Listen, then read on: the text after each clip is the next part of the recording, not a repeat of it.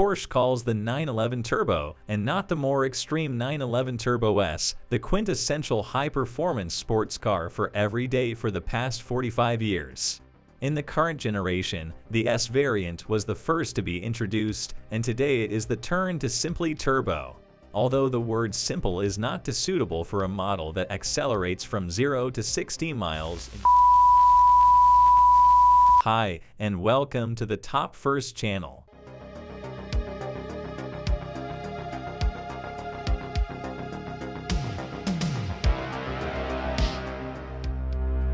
The 911 Turbo has been the ultimate intersection of luxury and performance in the 911 lineup for nearly 5 decades. The Turbo is a Porsche that offers the same practicality as a standard Carrera, but with blistering performance that can rival supercars. It's a car that's equally at home in both the pit lane at Laguna Seca and the HOV lane in rush hour traffic. The Turbo is all things to all people. The demands for the Turbo to check every box have led it to change over the years. For what was once nicknamed the Widow Maker for its penchant to spin the wrong way around through a corner if you let off the throttle too soon, the latest 911 Turbo has become domesticated with all-wheel drive and sophisticated electronics to the point where anyone can unlock the full potential of the car. This begs the question, has the new Turbo lost its edge?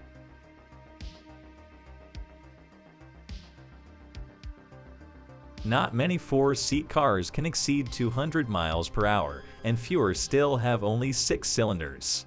Yet, those aren't even the most impressive attributes of the Turbo. Porsche has bored out the Carrera's flat-6 engine to 3.8 liters and fitted it with twin turbochargers. The result is 576 horsepower, nearly 200 more than the Carrera on which it's based. The 500 horsepower club is getting a bit crowded these days, so if you want something more impressive, Porsche has you covered with the Turbo S, which squeezes 640 horsepower out of the same power plant. With so much power to put down, the Turbo only comes with all-wheel drive. The added traction enables the Turbo to launch to 60 miles per hour from a standstill in just 2.7 seconds. The S bests that by another 0.1 of a second. The cabriolet variants of each of the Turbo models only suffer by 0.1 seconds to 60, a small price to pay for the thrill of the wind in your hair, though you may want to raise the roof before pushing it on the Autobahn. With a top speed of 198 miles per hour and 205 miles per hour for the S, it's certainly enjoyable.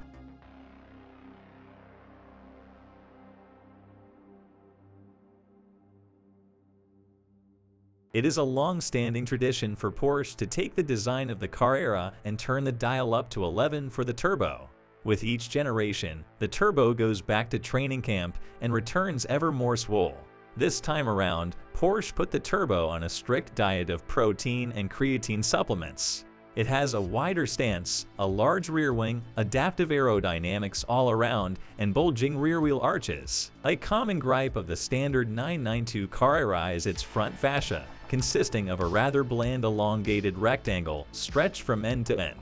If every 911 has a face, some have donned grins and others have looked menacing, but the Carrera looks like it's forcing a grin for the camera. Luckily, the Turbo remedies this with an aggressive front fascia design. One of the reasons for the wide rectangular mouth on the Carrera is to feed the large front radiators. The Turbo requires even more airflow, so it retains the wide openings but with a distinctive flair. Better still is the new front splitter.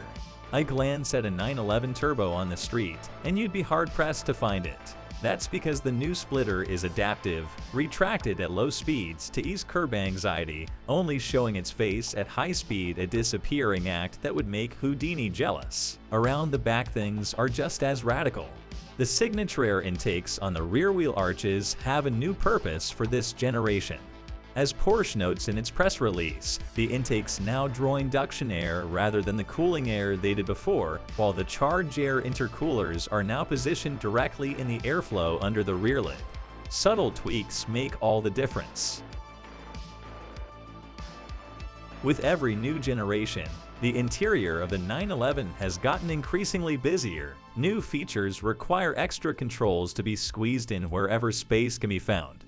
This came to a tipping point in the last generation when the center console had more buttons than the control panel of the Millennium Falcon. Happily, Porsche has finally done its spring cleaning. The new 911 Turbo has a minimal interior design with barely any physical controls. Seated prominently in the middle of the dash is Porsche's latest infotainment system, PCM 6.0. The widescreen display is similar to the one you can find in the Panamera and Cayenne. With crisp graphics and an excellent user interface, it's one of the best infotainment systems available today. Most functions are now accessed through the central display, which has enabled Porsche to clean up the center console and give it a minimal aesthetic. This newly minted prime real estate is reserved for only the most important controls, such as climate and volume knobs.